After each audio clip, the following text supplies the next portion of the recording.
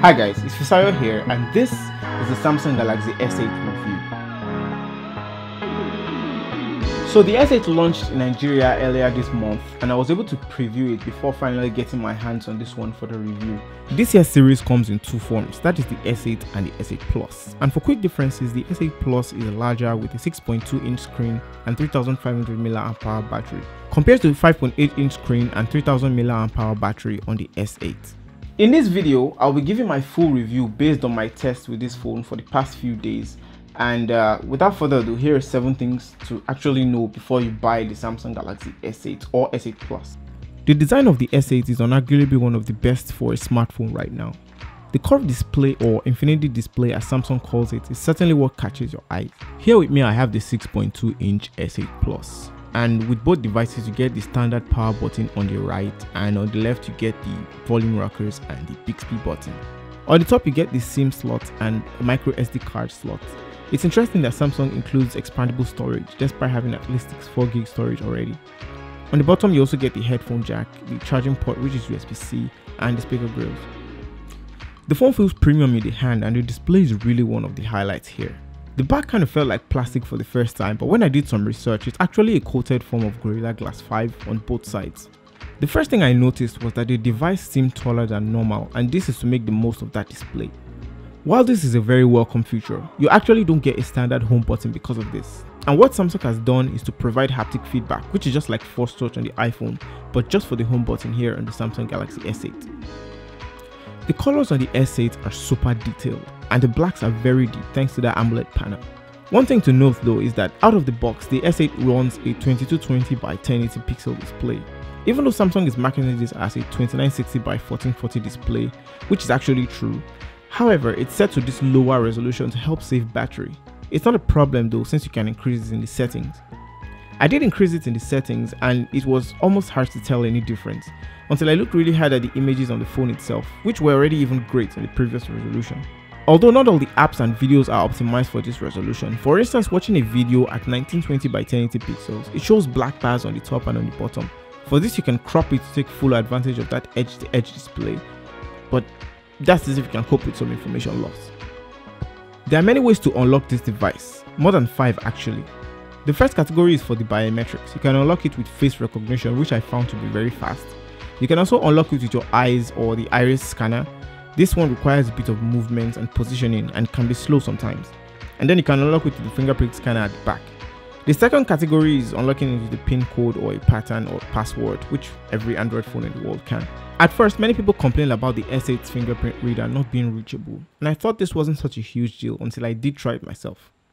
There were many occasions where I missed it and did smudge the camera, but when it works, it pretty much does the job, but it requires a little getting used to.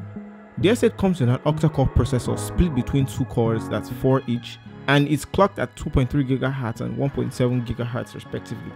It also comes with an internal 64GB of storage, expandable up to 256GB if you're into that type of thing, and also comes with a 4GB RAM. Other things include a Corning Gorilla Glass 5 on the front and back, and a very fast Bluetooth 5.0. There's a link to a video below if you want to learn more about Bluetooth 5.0. I found the battery life on the S8 Plus to be quite dependable. I mean, you don't expect to spend almost £500,000 getting this, and you don't expect the battery life to be great. The battery life was, quite commendable. The S8 Plus here comes with a 3500 mAh battery, as I said earlier, which helps through that super bright and sharp display. I also used the S8 Plus to record videos for about 4 hours in total, and I had about 73% of battery life remaining from 100%, which is quite okay depending on, the weather, because it was quite hot outside. And although I didn't get the wireless charger, I also noticed that the S8 Plus charges pretty fast as well, thanks to that USB-C connection. With the S8 and the S8 Plus, Samsung has introduced its new personal assistant, Bixby, and they have put a dedicated button to this effect. Although many people have outraged and compared it to Google's Google Assistant, it's not entirely the same. The purpose of Bixby is to learn how you use your phone so that it can serve you content relative to that. I found this useful for, the quick Twitter trends and some other features like the weather. Anyway, this is what you get in Bixby Cards, which is available by clicking the button or swiping right from the homepage. There's also Bixby Vision, which essentially uses AI to understand the picture you show it and give you information based on a Pinterest image search for that picture. I tried using Bixby Vision to find the Incredibles book. Bixby knew it was a book but found it hard to know which one it was. although much later it did find out. The camera on the S8 is pretty decent as well. It's a 12 megapixel camera at the back, which is the same size as this S7, but it has an improved sensor which makes photos more detailed. The front camera is completely new at 8 megapixels and it has a very fast autofocus. Although the low light performance isn't the greatest, you're definitely going to get better shots during the day with much lighting. I'm making a separate video on the camera of the S8 Plus, so thumbs up if you'd like to see that. Oh, and so check this out, the S8 and the S8 Plus are water resistant, and while I don't want to put this phone through the test, I want you to see this. One of the reasons why you need an S8, a Samsung Galaxy fantastic S8 in your life, is that you could be blessed like me and be right here, and you could do something like this. What's that?